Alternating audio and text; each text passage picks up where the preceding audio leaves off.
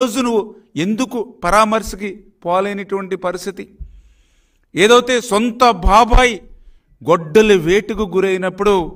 మరి నువ్వు ఏదైతే నీ చెల్లెలు ఎవరైతే ఫిర్యాదుదారుడు ఎవరైతే ఉన్నారో, బాధితురాలు ఎవరైతే ఉన్నారో, మరి ఆ సునీత పక్షాన కాకుండా ఎవరైతే ముద్దా ఎవరైతే ఉన్నారో అవినాష్ రెడ్డి పక్షాన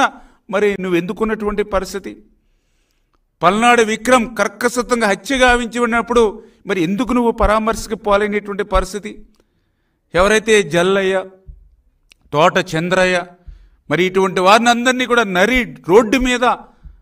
మరి హత్య చేసినప్పుడు మరి ఎందుకు ఈ పరామర్శలకి నువ్వు పోలేనటువంటి పరిస్థితి? ఏదైతే నందం సుబ్బయ్యని కర్కశతంగా నరికి చంపినప్పుడు మరి నీకు అప్పుడు ఎందుకు పరామర్శలు గుర్తుకు రానిటువంటి పరిస్థితి? అంటే ఏదైతే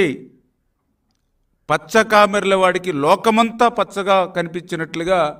ఆ రోజు 5 సంవత్సరాల నీ రాక్షస పాలనలో హత్యలు, కేసులు, వేధింపులతో నడిపినటువంటి నీ పాలనలో చూసినటువంటివే ఈరోజు కూడా జరుగుతున్నాయనేటువంటి ఒక భ్రమతో ఈరోజు ప్రజలను కూడా మరొక్కసారి మరి మభ్యపెట్టాలనేటువంటి నీ ఆలోచన. అంటే ఈరోజు ప్రజలందరూ కూడా ఒక్కటే అనుకుంటూ ఉన్నారు, జగన్ ఏదైతే తన మూర్ఖత్వంతో ఉన్నటువంటి వ్యక్తి, వాటమిని కూడా ప్రజా తీర్పును కూడా అంగీకరించలేనిటువంటి మనస్తత్వంలో ఉన్నటువంటి వ్యక్తి అని ఈరోజు ప్రజలందరూ కూడా గుర్తిస్తున్నటువంటి పరిస్థితి. ఎందుకంటే ఈరోజు ఏదైతే ఎన్డీఏ ప్రభుత్వం అధికారంలోకి వచ్చిన తర్వాత ఇవాళ వచ్చింది 50 రోజులు సమయం మాత్రమే. ఈరోజు మేము బాధ్యతలు స్వీకరించి 50 రోజుల్లోనే ప్రజలు మద్దతు పొందేటువంటి విధంగా, ఎందుకంటే నేను ఇంతకుముందే చెప్పా, ఏదైతే 2014లో రాష్ట్ర విభజన కంటే 5 సంవత్సరాల జగన్ పాలనే రాష్ట్రానికి ఎక్కువ నష్టం చేసింది. 2024లో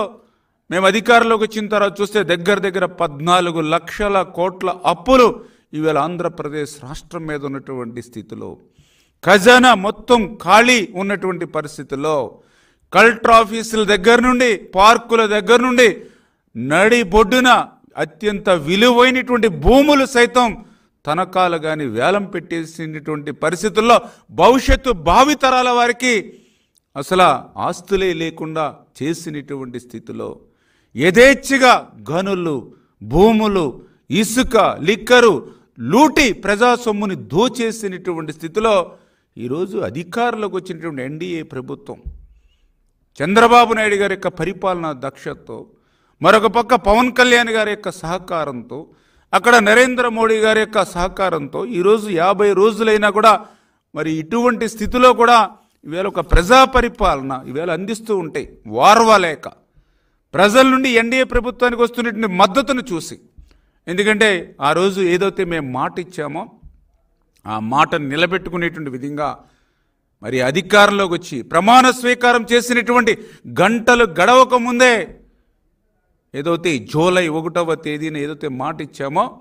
3000 పింఛన్ని 4000 రూపాయలకి వృద్ధులకి, వితంతువులకి కానీ, ఏదైతే 3000 రూపాయల పింఛన్ని 6000 రూపాయలకి ఏదైతే దివ్యాంగులకి ఇస్తామని ఏదైతే మాట చెప్పామో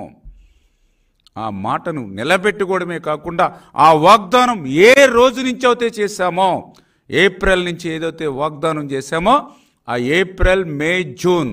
అంటే 3 నెలలు 3000 ప్లస్ పెంచినటువంటి 4000, 7000 రూపాయలు అక్షరాల అన్న మాట ప్రకారం ఏదైతే ఆ వృద్ధులకి, వితంతులకి అందజేశామో, దివ్యాంగులకి ఏదైతే అందజేశామో మరి ఈవేళ దాన్ని చూసి మీరు వారవలేనిటువంటి స్థితిలో, ఎందుకంటే ఆ రోజు కూడా అట్లానే అబద్ధాలు, అసత్యాలు చెప్పారు.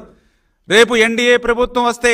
తెలుగుదేశం, జనసేన, బీజేపీ ప్రభుత్వం వస్తే మళ్ళీ మీరు సచివాలయాల చుట్టూ, మళ్ళీ మీరు పంచాయతీల చుట్టూ పెన్షన్దారులు తిరగాలని చెప్పి ఆ రోజు అసత్య ప్రచారం చేశారు. కానీ దాన్ని కూడా తిప్పికొడుతూ